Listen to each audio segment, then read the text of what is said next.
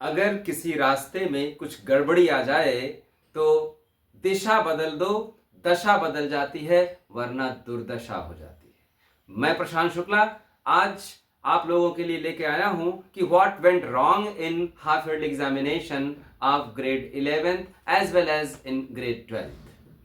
आखिर हमने गड़बड़ क्या कर दी और इस गड़बड़ी से मुझे क्या सीखना है और आगे अपनी फिजिक्स की जर्नी को कैसे इंटरेस्टिंग बनाना है। तो मैं इस वीडियो की शुरुआत अपने कुछ इंटरेक्शन से करना चाहता हूं जो मैं बच्चों से किया। मेरा कुछ प्रश्न थे। एक प्रश्न था मेरा पहला कि बेटा आखिर नंबर कम क्यों आए। तो ढेर सारे बच्चों का एक कॉमन आंसर था, सर हम लोग पढ़े नहीं। हम कहे नहीं, इसके अलावा कुछ और बताओ। बच्चे कहे कि जो हम लोग पढ़े सर वो आया नहीं। ठीक है, मैं सुन लिया उनकी बात। फिर मेरा दूसरा प्रश्न था, क्योंकि मुझे सारे प्रश्नों का एक साथ आंसर देना था, तो अभी मैं उनके मन की बात सुन रहा था। मेरा दूसरा प्रश्न था कि आखिर तुम ये डिसाइड कैसे करते हो कि क्या पढ़ना है क्या छोड़ना है। क्योंकि वो पूछे मुझसे कि सर जो मैं पढ़ा वो आया नहीं, मतलब ये उनका आंसर था। तो लाजमी था मेरा पूछना कि आखिर तुम डिसाइड कैसे करते हो कि क्या पढ़ना है क्या छोड़ना है। तो उनका आंसर था कि सर कोई एक टॉपिक पढ़ता हूँ, थोड़ा सा समझ में आ जाता है तो थोड़ा आगे तक पढ़ लेता हूँ उसको, शुरू में दिक्कत आती है तो उसको छोड़ देता हूँ, या कुछ फ्रेंड्स बता देते हैं ये इम्पॉर्टेंट है ये इम्पॉर्टेंट नहीं है, तो उस हिसाब से मेरा काम होता है। मैंने कहा चलो भाई ठीक है।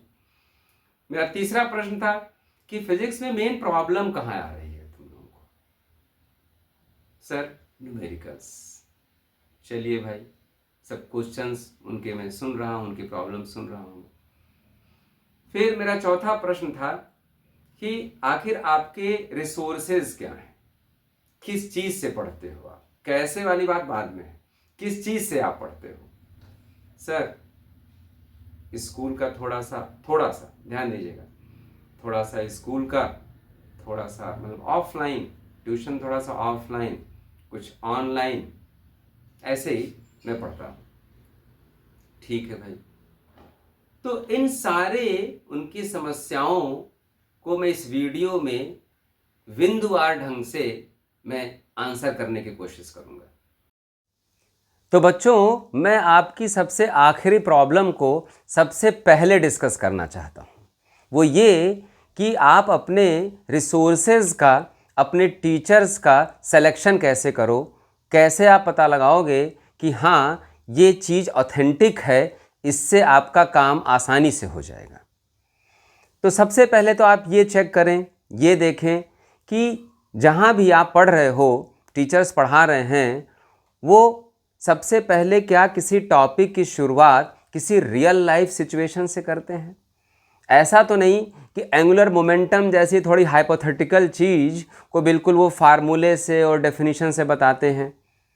कुछ रियल लाइफ प्रॉब्लम लाते हैं कि नहीं, वो हेवनली बॉडीज़ का एग्जाम्पल ले रहे हैं कि नहीं, ठीक, वो किसी रस्सी में कुछ पत्थर वगैरह बांध के वो घुमा रहे हैं और बता रहे हैं कि हाँ देखो इसका मास है, इसमें वेलोसिटी है और ये रेडियस है। लीनियर मोमेंटम से एंगुलर मोमेंटम को कंपेयर करा के अपनी बात की शुरुआत कर रहे हैं कि नहीं, फिलहाल ये आप देखोगे। उसके बाद डेफिनेशंस तो आएंगी ही, कैसे उसको रियल लाइफ से उन्होंने रिलेट किया। डेरिवेशन आप देखेंगे, डेरिवेशन वो कराते समय बीच बीच में उससे 1 मार्कर एसर्शन रीजन बता रहे हैं कि नहीं। जैसे मान लिया कि वर्क एनर्जी पावर में इलास्टिक कोलिजन का डेरिवेशन टीचर करा रहे हैं, ठीक, एक सर्टेन डायरेक्शन में बॉडीज चल रही हैं, क्या बीच में ये बता रहे हैं कि बेटा देखो अगर डायरेक्शन ऑफ मूवमेंट कुछ अपोजिट होगा तो यहाँ पे क्या चेंजेस करोगे, कैसे आप U1 U2 का साइन चेंज कर दोगे, ठीक, ये आप बता रहे हैं कि नहीं।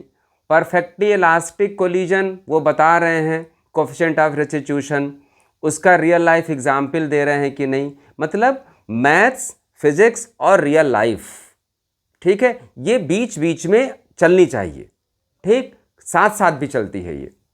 इससे आप ये देख लिए डेरिवेशन हो चुका, तुरंत उसके बाद जो फार्मूला आया है उसके एनालिसिस करना आप सिखाएंगे बच्चे को। जैसे अभी मैं एग्जाम्पल दिया आपको, ठीक है, कि कंडीशंस लगाना है उसमें, कि मान लिया कि जो बॉडी हिट कर रही है उसकी स्पीड टारगेट बॉडी के स्पीड के ट्वाइस है, थ्राइस है, तो क्या होगा, विजुलाइज उसको कराओ। ठीक, मतलब ये सारी चीज़ें टीचर करा रहे हैं कि नहीं, उससे आपका इंटरेस्ट बना रहेगा। आप कहोगे कि सर ये चौथे पॉइंट को आप सबसे पहले क्यों बता रहे हो, कि बेटा देखो इसी चीज से resource is going to decide that how much interest you are going to take in the subject, in the topic, in the chapter. All right, ठीक है भाई, डेरिवेशन हो गया, फार्मूले आ गए, फार्मूले से एसोसिएटेड ग्राफ आपको बताया जा रहा है कि नहीं। 80% फार्मूले ऐसे हैं कि जिन पे ग्राफ का डिस्कशन होना चाहिए, मैं भी एग्जाम्पल भी लूँगा। फिर उसके बाद उस टॉपिक का जिसका टीचर ने डेरिवेशन कराया उस पे लेवल 1, लेवल 2, लेवल 3 के कम से कम एक एक क्वेश्चन होने चाहिए टॉपिक के साथ ही साथ, क्योंकि बच्चा उस फार्मूले को अप्लाई करना सीखे। ठीक, फार्मूला हो गया, हर लेवल के न्यूमेरिकल हो गए। एनसीईआरटी में आप बता दीजिए, आपको बताया जा रहा है कि चलो ये क्वेश्चन, ये टॉपिक का ये क्वेश्चन है, इस टॉपिक का ये क्वेश्चन है, 5 हैं, आप 2 लगवा दीजिए क्लास में, 3 लगवा दिए क्लास में टीचर ने। ठीक, बाकी आप होमवर्क दे दीजिए। ग्राफ आपको बनाते समय टीचर ये बता रहे हैं कि नहीं, कि देखो एक्स एक्सिस पे किस फिजिकल क्वांटिटी को रखा जाता है, वाई एक्सिस पे किसको रखा जाता है, जो इंडिपेंडेंट है उसको एक्स एक्सिस पे।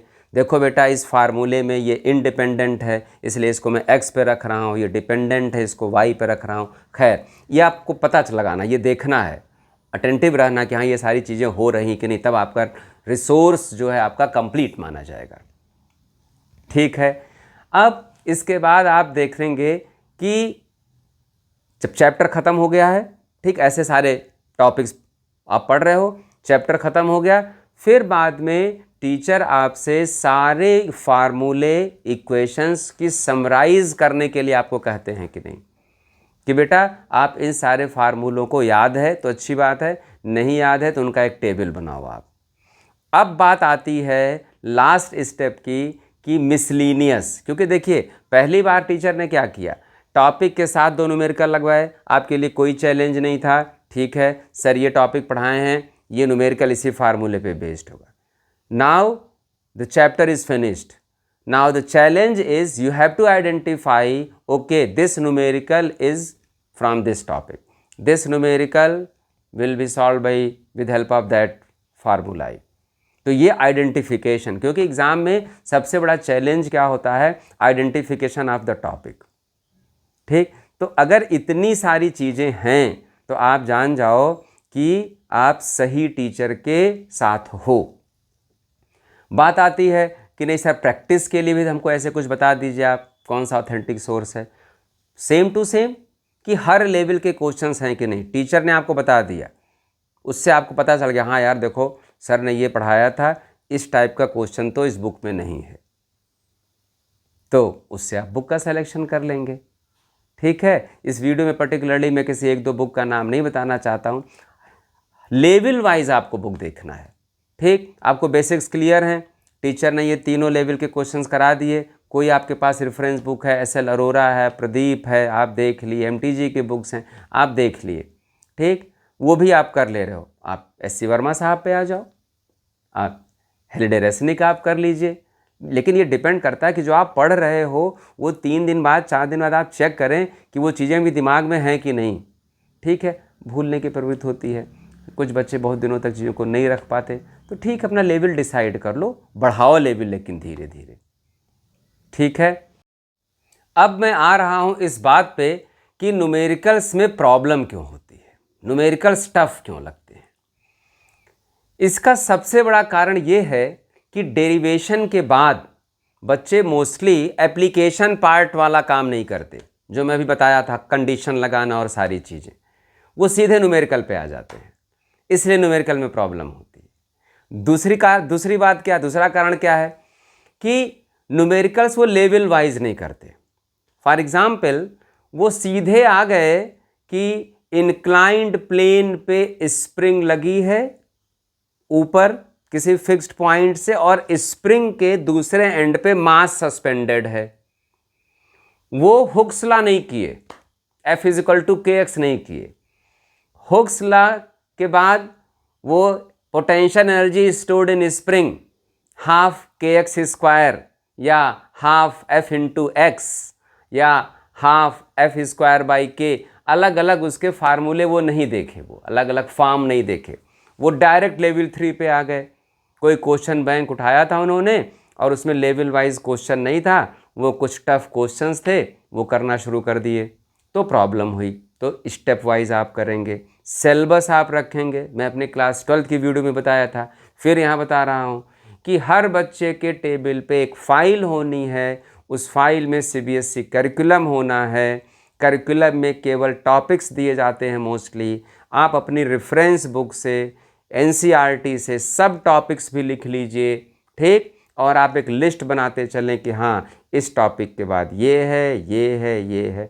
फिर न्यूमेरिकल की आपकी डिफ़िकल्टी वाली जो प्रॉब्लम है वो कम हो जाएगी, काफ़ी कम हो जाएगी। कई एग्जाम्पल मैं दे रहा हूँ आप लोगों को। फ्री बॉडी इक्वेशन का बेसिक क्वेश्चन बच्चा नहीं कर रहा है, ठीक है, कि चलो हॉरिजेंटल सरफेस पे कर लें एक क्वेश्चन, एक इंक्लाइंड प्लेन पे कर लें। वो सीधे क्या कर रहा है, पुली एक एंड पे स्प्रिंग और दूसरे एंड पे मास, वो क्वेश्चन कर रहा है। तो जाहिर सी बात है, आप सिस्टमेटिक काम नहीं करोगे तो आपको प्रॉब्लम आनी ही आनी है। तो आप इस तरह करें, फॉलो करें इन बातों को, आपकी न्यूमेरिकल की प्रॉब्लम बहुत हद तक रिड्यूस हो जाएगी। तो न्यूमेरिकल के संबंध में मेरी बात समझ में आ गई होगी कि पहले अगर आपको स्विमिंग सीखनी है तो आप डायरेक्ट प्रोफेशनल पूल में ना जाके आप ट्रेनिंग पूल में पहले जाओगे, वहाँ आप ट्रेनिंग लोगे, क्योंकि दोनों की डेप्थ अलग अलग होती है, ठीक है, तब आप जाओगे प्रोफेशनल पूल में। खैर, कई बच्चों की ये भी प्रॉब्लम थी कि सर जो मैं पढ़ के गया था वो एग्ज़ाम में आया नहीं। बिल्कुल सही, अक्सर होता है और खूब होता है। मैं सारी बातें एग्जाम्पल के साथ कहता हूँ, जैसे अभी तक आप सुन रहे होंगे, मुझे देखे भी हैं कि मैं एग्जाम्पल इसका देता हूँ कि सर मैं जो पढ़ के गया वो एग्ज़ाम में आया नहीं। मैं छोटा सा एग्जाम्पल लेता हूँ parallelogram law of vector addition का, ठीक। दुनिया कह रही है NCERT पढ़ लीजिए, NCERT पढ़ने से नंबर अच्छे आ जाएंगे, ठीक है। मैं आलोचना नहीं कर रहा हूँ, मैं बुराई नहीं कर रहा हूँ NCERT की, लेकिन बता रहा हूँ कि गैप्स कहाँ होते हैं, और हर चीज़ में गैप होते हैं। वो गैप आइडेंटिफाई करना होता है और उस गैप को फिल करना होता है, ठीक है। अलग अलग रिसोर्सेज से उस गैप को फिल करना होता है, ठीक है। SC वर्मा साहब की बुक में भी गैप है। खुद SC वर्मा साहब कहे हैं कि आप जब तक मेरे पैराग्राफ को 4 बार नहीं पढ़ोगे, ठीक है, तब तक आपको मेरी बुक पढ़ने से कोई फ़ायदा नहीं होगा। आप पॉइंटर्स नहीं बनाओगे तो मेरी बुक पढ़ने से नहीं फ़ायदा होगा, ठीक। तो गैप्स हैं, आइडेंटिफाई करने हैं हमको उन चीज़ों को। तो मैं parallelogram law of vector addition की बात कर रहा था। NCERT से parallelogram law of vector addition आप पढ़ लिए, डेरिवेशन कर लिए, अब भाई था मैं इसके प्रैक्टिस करूं। बेटा एक भी क्वेश्चन आप नहीं पाओगे कि जिसमें R = √a² + b² + 2ab cos θ का सिंपल एप्लीकेशन बच्चा सीख ले NCERT से। तो आपको पता तो चल गया ना, ठीक। आप दूसरा रिसोर्स देख लो। इसीलिए मैं पहले आपको पूरा क्रम बता दिया कि हर टॉपिक की बेसिक चीज़ें क्या हैं, तब जाके वो टॉपिक कंप्लीट होगा, उस पर आप क्वेश्चंस कर लोगे। तो अब बात आई ना, आप पैरेललोग्राम का केवल डेरिवेशन पढ़ के गए थे और एग्जाम में उस पर एप्लीकेशन बेस्ड क्वेश्चन आ गया, ठीक है। सिंपल सा क्वेश्चन आ गया कि दोनों वेक्टर और रिजल्टेंट तीनों का मैग्नीट्यूड आपस में अगर बराबर है तो आप बताएं कि उन दोनों वेक्टर के बीच एंगल क्या है। Two vectors, those are equal in magnitude and resultant is also one of them, then find the angle between these two vectors, ठीक है। तो आपको इसके लिए रेफरेंस बुक की हेल्प लेनी पड़ेगी। सर मेरे पेपर में आ गया था what is easier to push a roller और to pull a lawn roller, ठीक। When the force is applied in a inclined way, second part था when force is applied horizontally. अब ये वेक्टर कंपोनेंट का क्वेश्चन है। NCERT में vector component पे questions नहीं दिए गए हैं न्यूमेरिकल। अब बच्चा कैसे कर पाएगा? आपको रेफरेंस बुक की हेल्प लेनी पड़ेगी, या ऐसे टीचर के शरण में आपको रहना पड़ेगा कि एप्लीकेशंस वो भर भर के कराता हो, एक टॉपिक पे दुनिया भर के एप्लीकेशंस कराता हो, रियल लाइफ प्रॉब्लम पे बेस्ड क्वेश्चंस कराता हो, तो आपका काम हो जाएगा। ठीक है, तो इन बातों पे आप ध्यान। एक और प्रॉब्लम थी बच्चों की कि सर थोड़ी देर पढ़ता हूँ, फिर ये टफ लगने लगती है चीज़ तो इसको छोड़ देता हूँ, तो थोड़ा ये थोड़ा वो ऐसे पढ़ता रहता हूँ मैं, फिर डिसाइड कर लेता हूँ कि चलो यार ये तो नहीं पढ़ना है, नहीं समझ में आ रहा है। तो इसका कारण देखिए क्या है। इसके एक दो कारण है।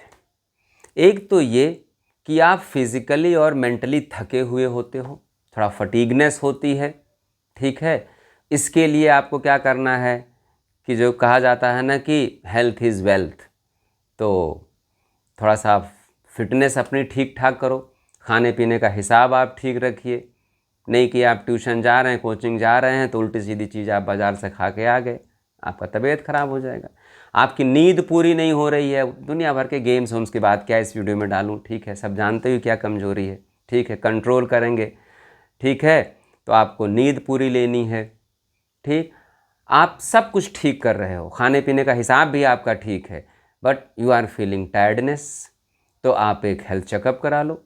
अलग अलग प्रोफाइल्स हैं, लीवर प्रोफाइल आप चेक करा लीजिए, हीमोग्लोबिन चेक करा लीजिए पेरेंट्स से कह के, जैसे गाड़ी की ओवरहॉलिंग होती है। ठीक है, आप वो करा लो। आई चेकअप आप कराओ। ठीक है, आई साइड वीक ना हो, तो सर में दर्द बना रहता है, चाह के भी आप नहीं पढ़ पाते। बीइंग टीचर ये सारी चीज़ें मैं ऑब्जर्व करता हूँ, इसलिए आप लोगों से शेयर कर रहा हूँ।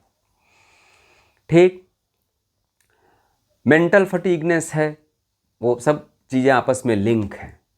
ठीक, अब दूसरा कारण जो था कि क्यों आधे पे आप छोड़ देते हो मामला, सब कुछ दुरुस्त है, मेंटल फटीगनेस नहीं है, फिजिकली आप फिट फाट हो। ठीक, आपका टॉपिक में इंटरेस्ट नहीं है। अब वो इंटरेस्ट, फिर वही बात आ गई कि आपके रिसोर्सेज कैसे हैं। ठीक है, तो कुछ तो उनकी जिम्मेदारी होती है और कुछ आपकी जिम्मेदारी होती है कि आप सरेंडर मोड में पहले ही आ जाते हो। आपको अपने कंफर्ट जोन से बाहर निकलना पड़ेगा। सारी चीज़ें एक डिफ़िकल्टी लेवल की नहीं होती हैं। ठीक है, क्योंकि सारे क्वेश्चंस सेम वेटेज के भी नहीं होते। ठीक, अब ये 3 मार्कर का बढ़िया टॉपिक है, बढ़िया क्वेश्चन है, तो you have to give better input. तो आपको पूरे मन से काम करना है। ठीक है, ये गिव अप वाली आपकी जो आदत है वो अब काम नहीं आएगी कि चलो मैं 2 बार पढ़ लूँगा, चलो अभी तो हल्का हल्का पढ़ लेते हैं, फिर बाद में इसको कायदे से। नहीं बेटा, अभी इस बार आप इसको कायदे से पढ़ लोगे, फिर भी ये भूलेगा, फिर भी कुछ चीज़ें बाकी रह जाएंगी। तो पहली बार आपको 100% देना है। 12th वाली वीडियो में एक स्टोरी डाला हूँ, क्यों मैं रिपीट करूँ, आप उसको देखना। शुरुआत ही में स्टोरी से किया हूँ। वो राजा जो पनिशमेंट देता था, तो क्या क्या ऑप्शन होते थे उसके, तो समझदारी क्या है, आपको क्या सेलेक्ट करने में समझदारी, जो पनिशमेंट देता था, ऑप्शन देता था, तो वो आप एक बार देखना, वो आपके लिए भी सटीक बैठेगी। क्योंकि फिज़िक्स का जो बेसिक स्वभाव है, जो इसका तेवर है, ठीक है, वो 11th हो या 12th हो, सबके लिए एक। Dear children, you keep on watching my videos. I will get many more videos for you. How to make the physics interesting, how to get good marks in physics. Thank you. All the best.